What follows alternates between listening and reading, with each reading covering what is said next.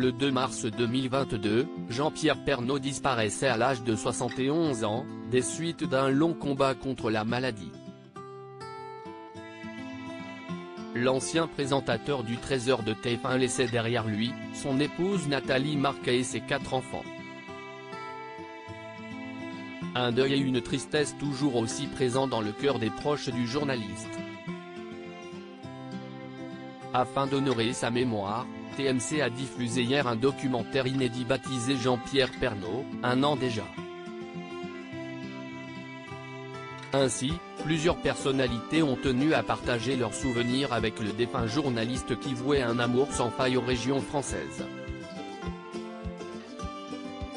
Parmi elles, Laurence Ferrari ou encore Karine Le Marchand. CIST en 2000, dans un club de vacances, que la présentatrice de L'amour est dans le pré fait la connaissance de l'époux de Nathalie Marquet. On ne s'est jamais lâché, on est parti plein de fois en vacances ensemble, a-t-elle notamment raconté.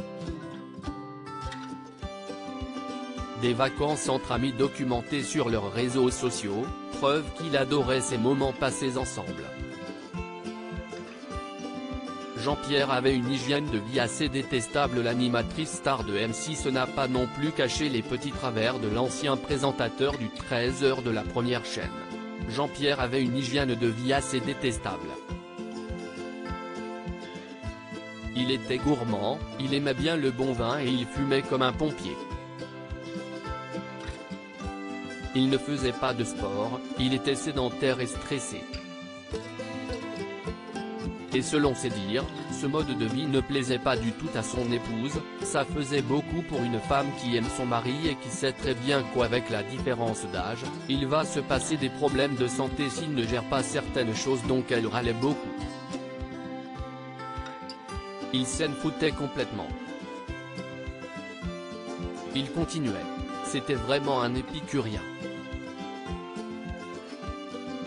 Lors de ce documentaire, Karine Le Marchand est aussi revenue sur sa complicité avec Jean-Pierre Pernaut. Le journaliste et l'animatrice, qui appartenaient à des groupes médiatiques différents, n'hésitaient pas à se taquiner. À chaque fois, je comparais les audiences de M6 à celles de TF1, je me moquais et je lui disais, on vous a encore mis une bonne rafale hier. C'était notre truc au petit-déj tous les mardis, a confié l'animatrice, avec un sourire ému. Se remémorant ces derniers instants avec Jean-Pierre Pernaut, Karine Le Marchand a raconté avec émotion, je l'ai eu au téléphone avant son opération. Il était toujours bonhomme en disant, ça va bien se passer, t'inquiète.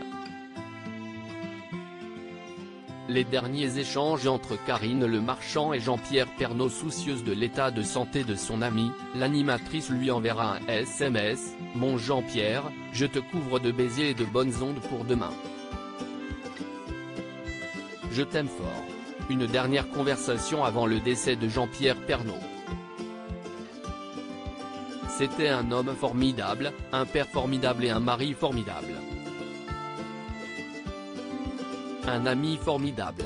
Les gens qui ont du caractère et qui crient quand ils ne sont pas contents, pour moi, CIST plutôt bien.